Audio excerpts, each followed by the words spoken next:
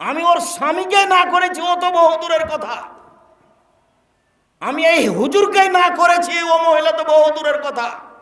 ওকে তো আমি ভাবতেই পারি না দিন প্রচারের জন্য। সম্মানিত দিনী ভাই বোন, আপনি মনে রাখবেন,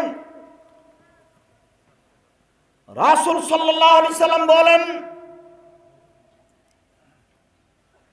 বাল্লিগু আন্নী ওয়ালা আয়া, পৃথিবীর মানুষ আমার একটা কথা জানা থাকলে বলো, ও হাদিসুন বানি ইসরাইল, বানি ইসরাইলের কাহিনী বলো।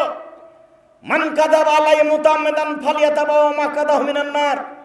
কেউ যদি কোনো কথা আমার নামে বলে, সেই কথা যদি আমার না হয়, তাহলে তার থাকার জায়গা জাহান্নাম।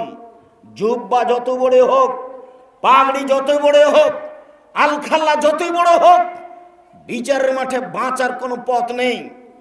এই দোয়া যদি নবীর দোয়া বলে চালিয়ে দেওয়া হয়, এরই নাম নবীর নামে মিথ্যা কথা। নবীর নামে যারা মিথ্যা কথা প্রচার করছে, তাদের বাঁচার পথ নেই। বক্তা শ্রোতার পরিচয়, এই বক্তা বন্ধ করতে হবে। তোমার সাজে আমার সাজে না। আমি বরিশাল থেকে মিথ্যুক মুফাসসিরকে নিয়ে এসে আমার বুকের উপরে আমি তাফসির করতে দিব না, তুমি দাও জবাব, তুমি দিও, আমাকে দিতে হবে না। তুমি তাফসির মাহফিলের কমিটি, তুমি সামনে বছরের জন্য টাকা উঠাচ্ছ, তুমি জবাব দিও। আমি এই কাজ করি না। আমি বলেছি শতকরা 95 জন বক্তা মিথ্যুক। আমি বলিনি ইনি মিথ্যুক। আমি বলেছি শতকরা 98 জন মুফাসসির মিথ্যুক। আমি বলিনি ইনি মিথ্যুক, এ কথা আমি বলিনি। তুমি যদি বলতে চাও যে আমার মুফাসসিরের মিথ্যা দেখান, তাহলে আমি প্রস্তুত আছি। তোমাকে তো আমি সব সময় বলে আসছি, এটা তো আমি রোজ দেখাচ্ছি, প্রায় প্রতিদিনই দেখাই বললেই চলে। এ দেখো, এক পৃষ্ঠে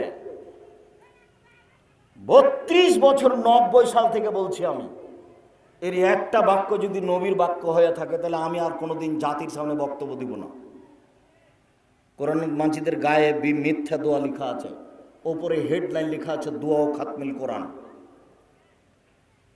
কিয়ামত পর্যন্ত এমন কোনো মানুষ জন্ম নিবে না, নেই, যে এটা কোরআন খতমের দোয়া বলে প্রমাণ করতে পারে, অথচ লেখা আছে। তার নাম তাফসির।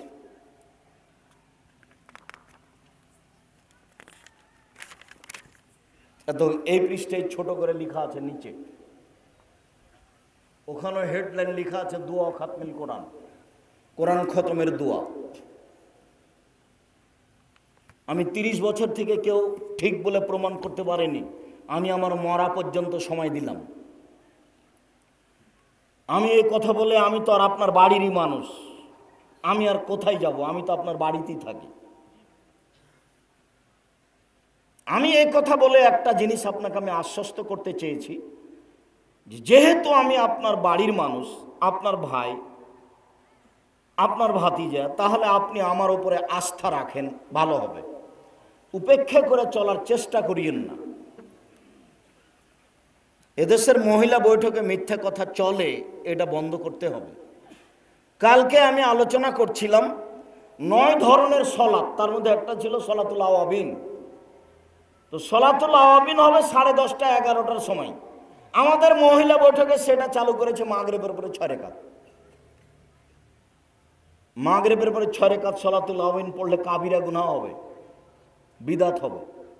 তো মহিলা বলেছে যে মিথ্যা কথা বলে, তাই বলেছে। ও তো বুবু দিয়ে চলে, বক্তব্য চলে। কি দিয়ে? ও তো বুবু দিয়ে বক্তব্য চলে। আমি তো না করেছি। জানাজাকে সামনে রেখে বক্তব্য চলবে না। মাটি দেওয়ার পরে সবাই মিলে দাঁড়িয়ে দোয়া করা যাবে না। মমর্ষ জান মরে মরে, ওর সামনে ওর পাশে কোরআন মাজিদ পড়া যাবে না। মরা মানুষের নামে দাওয়াত দেওয়া যাবে না।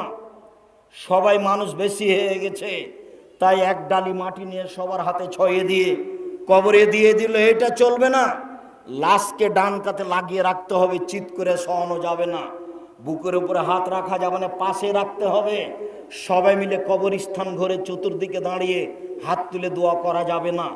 কবরস্থানে গিয়ে হাত তুলে দোয়া করতে হবে, এটা তার ব্যক্তিগত ব্যাপার। এখনই যেটা দেখলেন যে আয়েশা রাদিয়াল্লাহু তাআলা আনহার কথা বলতে যাচ্ছিলাম, যে আয়েশা রাদিয়াল্লাহু তাআলা না এইটুকু জায়গা যাচ্ছেন গভীর রাতে মাথায় কাপড় দিয়ে। সম্মানিত দিনী ভাই বোন, মিথ্যে কথাটা এসেছিল তাই আপনাকে একটু শক্তভাবে শুনিয়ে রাখলাম। আমি এই মিথ্যে বক্তব্যের ভুক্তভোগী। আমার চোখের সামনে মানুষ মিথ্যে বক্তব্য দেয়, আমার চোখের সামনে মানুষ মিথ্যা তাফসীর করে, যেহেতু জনগণ তার সাথে, যার কারণে এটা তার পক্ষে সহজ। তাছাড়া এটা সহজ হতো না। ভুল পথে চলে এইভাবে অন্যায়কে ধর্মের নামে সহযোগিতা করে পরকাল হারায়েন না। আপনি আমার দিনী ভাই, আপনি আমার দিনী বোন। বলছিলাম, আবু হুরায়রা রাদিয়াল্লাহু তাআলা আনহু বলেন, রাসূল সম্পদ হচ্ছে আল মারাতু সালেহা, ভালো স্ত্রী। আপনি আমার দিনী বোন, আপনি আমার দিনী চাচি, খালা, ফুফু, আপনাকে আমি একজন উত্তম মহিলা হওয়ার জন্য অনুরোধ জানাচ্ছি। আল্লাহ নবী বলছেন, আর দুনিয়া কুল্লুহা মাতা ওয়া খায়রু মাতাই দুনিয়া আল মারাতু সালেহা। গোটা পৃথিবী সম্পদ, আর উত্তম সম্পদ হচ্ছে মহিলা। আপনি আরো একটা কথা শুনে অবাক হবেন, আমার দিকে দেখেন।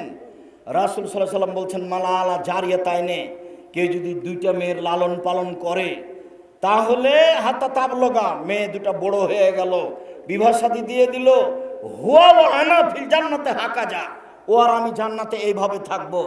এইটা দেখা দিকে ফাজাম্মা, আঙ্গুল দুটি জমা করে রাখলেন। শোনো, কেউ যদি দুইটা মেয়ের লালন পালন করে, তাহলে আমি মুহাম্মদ সাল্লাল্লাহু আলাইহি সাল্লাম এবং সে মেয়ের বাপ জান্নাতে এইভাবে থাকব। আবার বলছেন, কাফিরুল ইয়াতিম আনা, কেউ যদি ইয়াতিমের লালন পালন করে, তাহলে সেই ব্যক্তি আর আমি জান্নাতে একসাথে থাকব। তারপর আঙ্গুল দুটি আবার জমা করলেন, তবে ফাররাকা বাইনাহুমা, দুইটার মধ্যে একটু ফাঁক করে দেখালেন। আমি মনে হয় দুইটা হাদিস বুঝাতে পারলাম না। আবার বলবো কি? আবার বলি, দুইটা মেয়ের লালন পালন করলেও নবীর সাথেই থাকবে জান্নাতে। আর যদি এতিমের লালন পালন করে, তাহলে পাশে থাকবে, সাথে থাকতে পাবে না। মোটা কথা এবার হয়েছে কি? এতিমের লালন পালন করলে সাথে থাকতে পাবে না, পাশে থাকতে হবে। আর যদি দুইটা মেয়ের লালন পালন করে, তাহলে কোথায় থাকবে? নবীর সাথে থাকবে। আমি বলিনি এই কথা, এই কথা মুহাম্মদ সাল্লাল্লাহু আলাইহি সাল্লাম বলেন।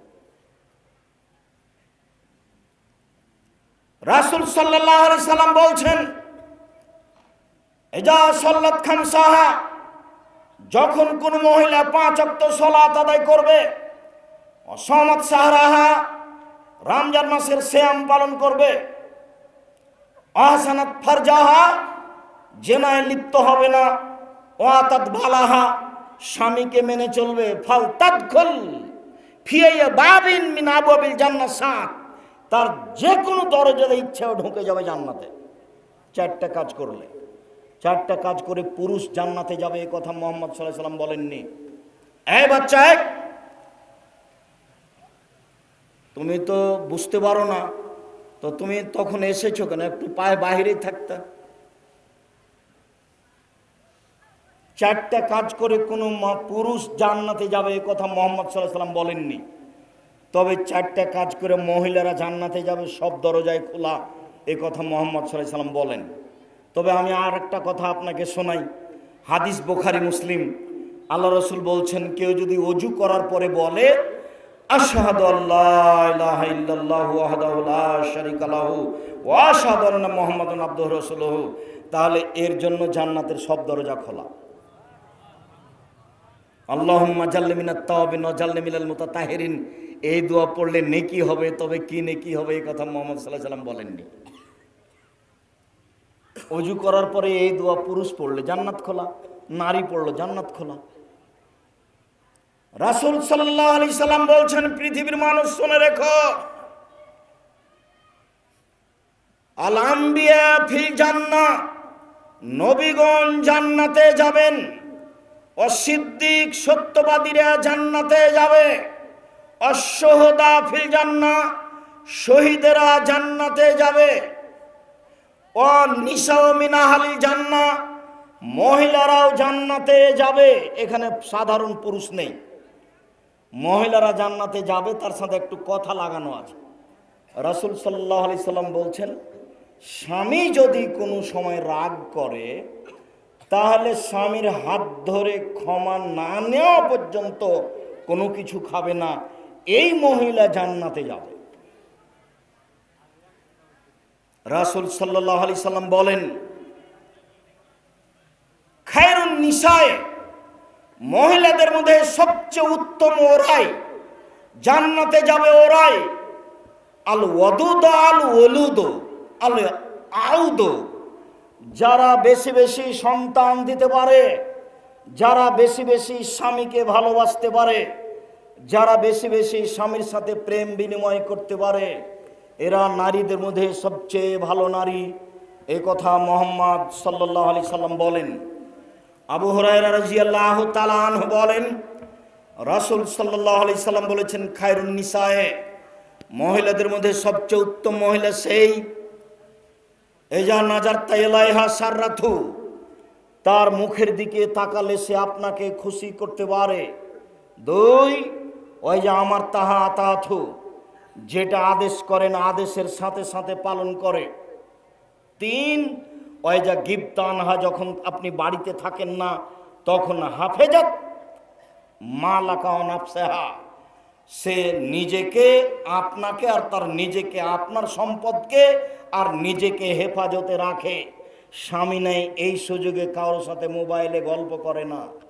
এই ছেলে, তুমি বিশ্বাস করো, এখানে বহু মানুষ আছে, বহু যুবক আছে, বহু নারী আছে যারা বলে এখন আমার স্বামী নেই, তুমি পরে কথা, আমার এখন স্বামী আছে পরে কথা বলিও।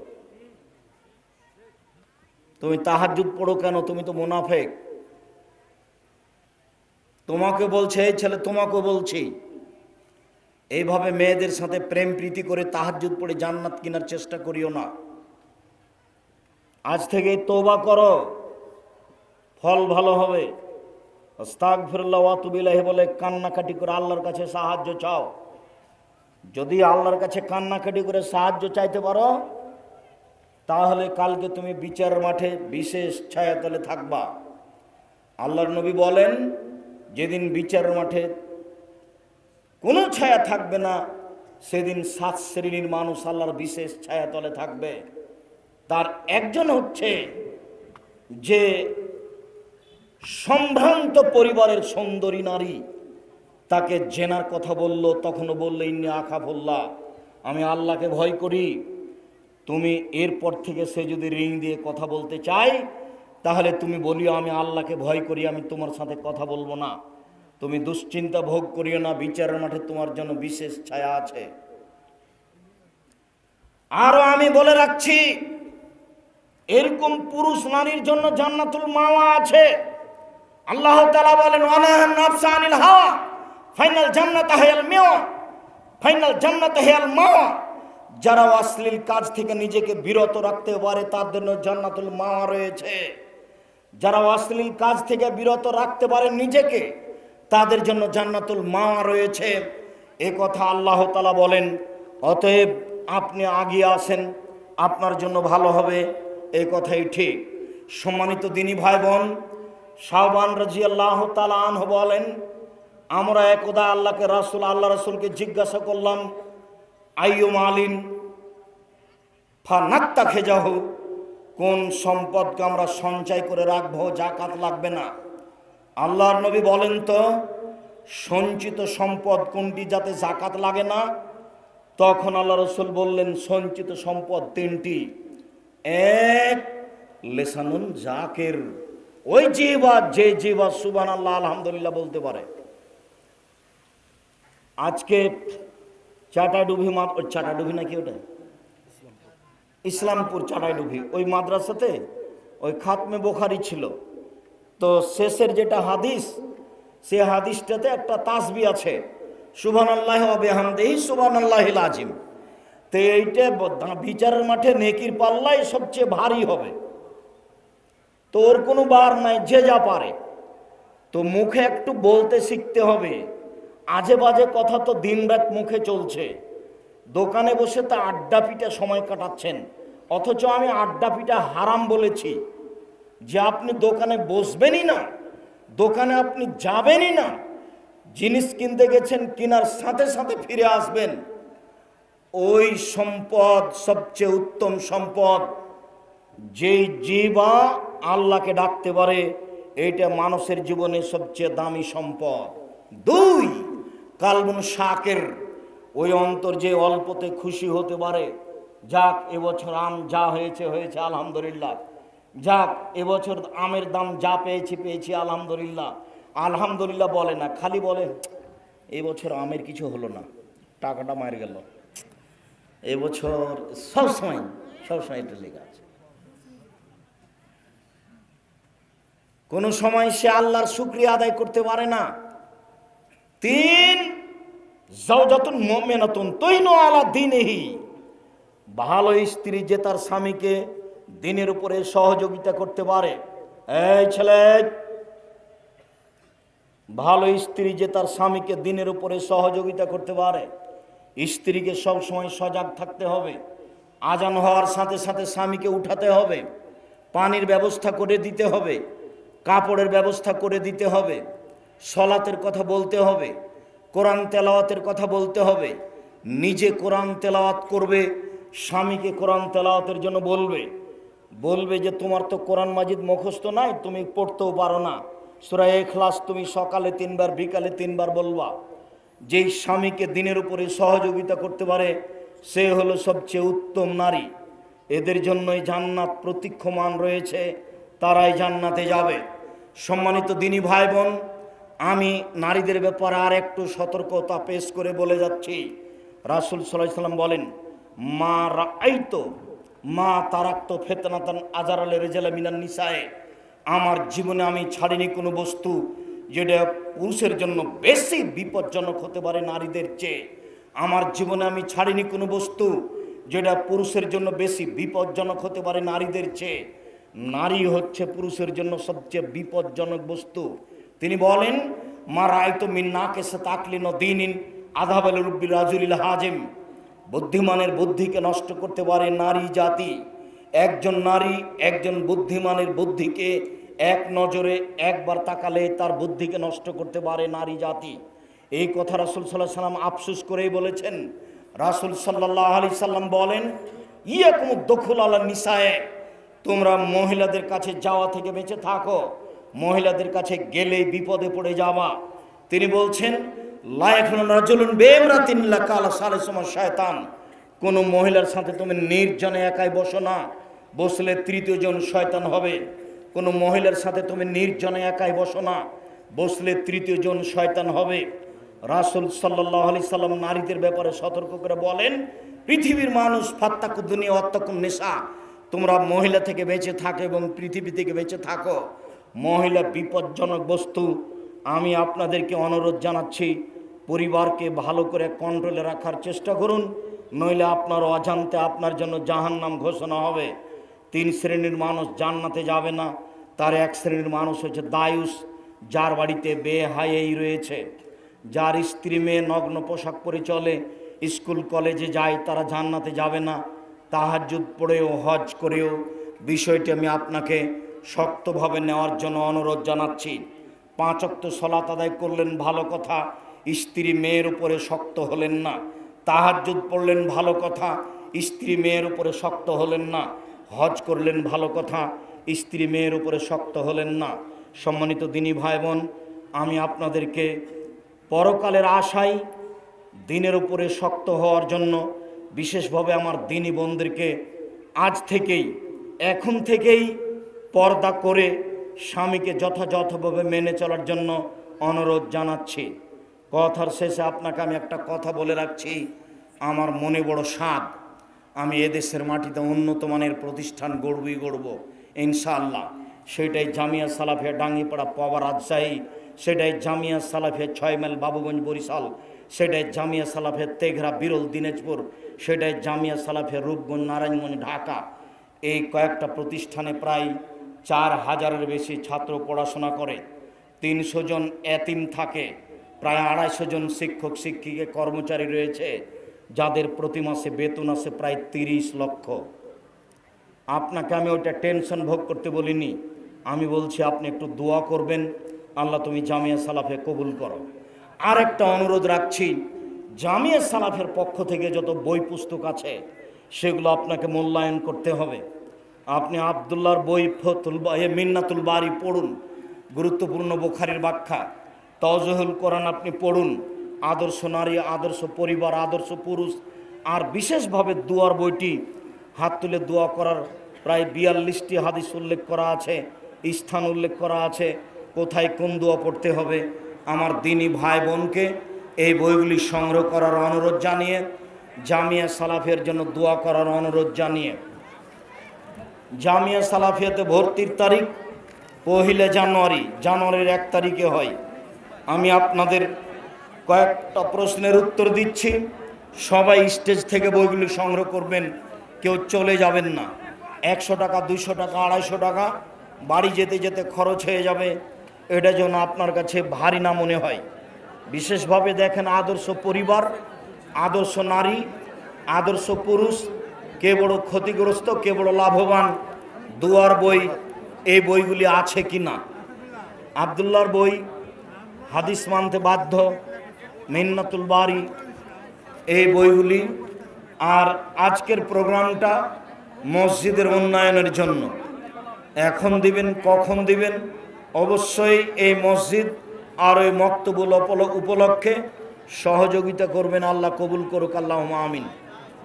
কয়েকটা জিজ্ঞাসা, স্টেজ থেকে বইগুলি নেবেন, আমার হাতের বাম দিকে আছে।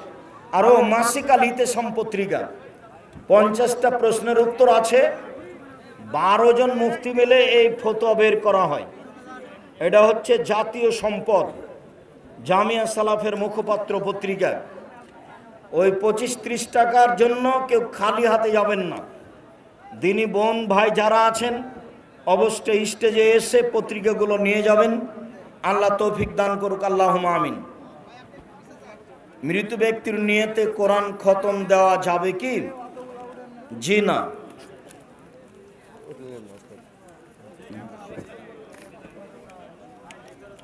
নিজের দোকানের সামনে নিজের ছবি টাঙ্গিয়ে ব্যবসা কি বৈধ হবে? জি না। দাড়ি কাটা ব্যক্তি কি ফাসেক, তাকে নামাজের ইমাম বানানো যাবে? ফাসেক এই কথা ঠিক, তবে তাৎক্ষণিক ইমাম হতে পারে। ইমাম হলে আপনাদের মন খারাপ হলে তার নামাজ হবে না, আপনাদের হবে, এবং তার পরকালের পরিণতি। দাড়ি চাঁচা ছোট করা বড় পাপ।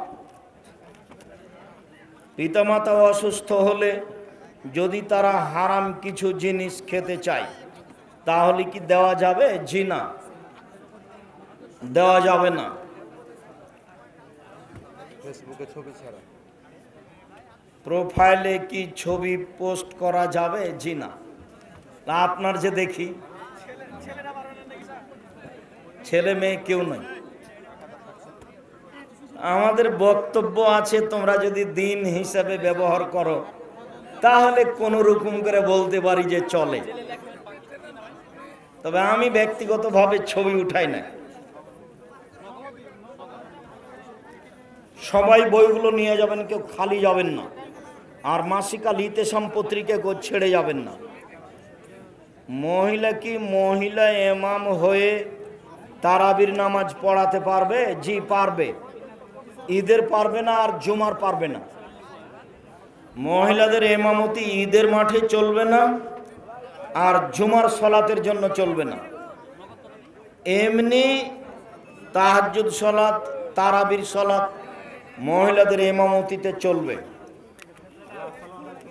রাসূল সাল্লাল্লাহু আলাইহি সাল্লাম কি দাড়ি কাটা লোকের হাতে বায়াত গ্রহণ করেনি? মর্মে যে হাদিস আছে তা এরকম হাদিস আমার অবগতিতে নেই।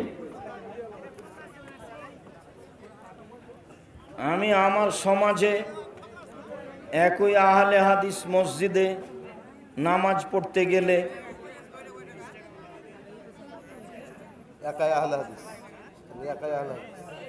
এক একজনে এক এক কথা বলে। এখন আমার কি করণীয়? আপনি ফজর আর আসর বাড়িতে পড়েন, বাকি টাইমে মসজিদে যায়েন, আপনার মতোই করবেন। যদি আপনাকে করতে না দেয় তাহলে বাড়িতে পড়বেন। ফসলের জমিতে ফসলের পরিবর্তে টাকা দিয়ে জাকাত দেওয়া যাবে? জি না, সরাসরি শস্যই হস্তান্তর করতে হবে। যারা শস্য নিবে জাকাত তারা বিক্রি করবে। শায়েখ মসজিদের সামনে সাধারণ পাকা অথবা বাঁধানো কবর থাকলে সলাত আদায় করা যাবে?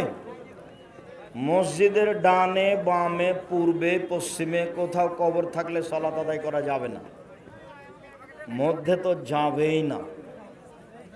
পাশে কবরস্থান থাকলে প্রাচীর দিয়ে পৃথক করে দিতে হবে।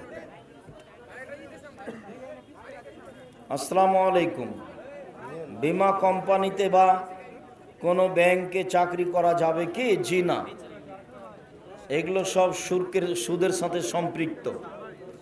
ব্যাংকে টাকা রাখা আর ব্যাংকে চাকরি করা দুটো এক নয়। আমার বাবাকে জাকাত দিতে বলি কিন্তু জাকাত দেয় না। এই ছেলে, আমার বাবাকে জাকাত দিতে বলি কিন্তু জাকাত দেয় না, আমি কি পাপী হব? তুমি বলতে থাকো, ইনশাল্লাহ পাপী হব না। আর তুমি যখন টাকা পয়সার নিজে মালিক হয়ে যাবা তখন তোমারটার জাকাত দিও। আর তুমি তোমার বাপকে বলতে থাকো। তাকবীরে তাহরিমা বেঁধে সূরা ফাতিহা পড়া রুকু থেকে কি রাকাত গণ্য হবে? ফাতিহা ছাড়া? ও হ্যাঁ, রুকুই রাকাত। রুকুতে যদি আপনি যেতে পারেন তাহলে রাকাত হয়ে গেছে। তো আব্দুর রাজ্জাক সাহেব সূরা ফাতিহা পড়িনি যে, তো এটা পড়ার জায়গা নয়। এই জন্য আল্লাহর নবী রুকুকে রাকাতের মর্যাদা দিয়েছে, অতএব রুকুই রাকাত। কোন ইমাম চুল দাড়ি এবং বুকের লোম কি এটা কলব করলে তার পিছনে সলাত আদায় করা যাবে? সলাত চলবে, করা হারাম, করা কাবিরা গুনাহ। মসজিদের মধ্যে চেয়ারে বসে সলাত আদায় করা যায়? পছন্দ নয়, নিরুপায় হয়ে করতে পারে। অনেক আলেমগণ বলেন যে জিহাদের জন্য ডাক দিবেন রাষ্ট্রীয় প্রধান, আর যদি রাষ্ট্রপ্রধান অত্যাচারী শাসক হয় তাহলে জিহাদের জন্য ডাক দিবেন কে? তুমি দাওয়াত দিতে থাকো, কে ডাক দিবে এইটা তোমাকে দায়িত্ব নিতে হবে না। দাওয়াত দিতে থাকো, যেদিন পরিবেশ আসবে সেদিন জিহাদ করিও, নইলে ঈসা আলাইহিস সালাম করবেন, এই ধৈর্যের পরিচয় দাও। তুমি কারো পাল্লাতে পড়ে মনে হয় এই কথা বলছো। মুসাফা করার সময় দোয়া পড়া যাবে? জি না, আসসালামু আলাইকুম এটাই দোয়া। আসসালামু আলাইকুম। পৃথক হওয়ার পূর্বেই সব পাপ ক্ষমা হয়ে যাবে। করোনার জন্য মুসাফা করছে না, চেয়ারই রাখেনি। কি ব্যাংকের ম্যানেজার, আমি সালাম দিয়ে ঢুকে বলছি চেয়ারটা কোথায় ভাই আপনার সামনে? আমি চেয়ারই রাখিনি, মুসাফা করবো সেই জন্য। আল্লাহ নবী বলছেন মুসাফা করার পরে হাত দুটা পৃথক হলে কি হয়ে যাবে? দুইজনের পাপ ক্ষমা হয়ে যাবে। শরীয়ত কিভাবে মানুষের কাছে উল্টে গেছে। অজু করার সময় ঘাড় মাসে করা যাবে কি? জি না, ঘাড় মাসে করা বিদাত। হাতে মেহেদি দেওয়া যাবে কি? পুরুষের জন্য হাতে মেহেদি দেওয়া হারাম। মেয়েরা হাতে এবং পায়ে মেহেদি দিতে বাধ্য। ছেলেদের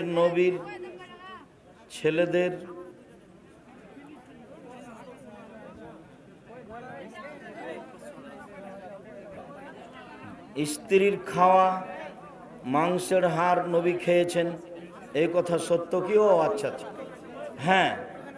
আয়েশা রাদিয়াল্লাহু তাআলা গোস্ত, হাড়ওয়ালা গোস্ত মুখে লাগিয়ে গোস্ত ছিঁড়ে খাওয়ার পরে ওই হাড় গোস্ত আল্লাহ রাসূলকে দিয়েছেন, তিনি ওখানে মুখ লাগিয়ে খেয়েছেন। এটা স্বামী স্ত্রীর ভালোবাসা।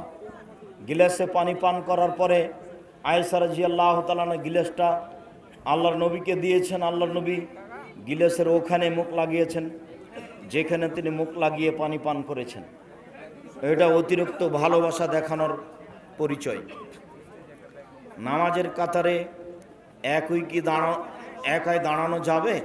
জি, যখন সামনের কাতারে ঢোকার কোনো পথ নেই, আর কেউ নেই, তখন আপনি দাঁড়িয়ে থাকতে পাবেন না, একাই দাঁড়িয়ে যাবেন, কাউকে টেনে নিতে পাবেন না। মসজিদের মাঝে পিলার থাকলে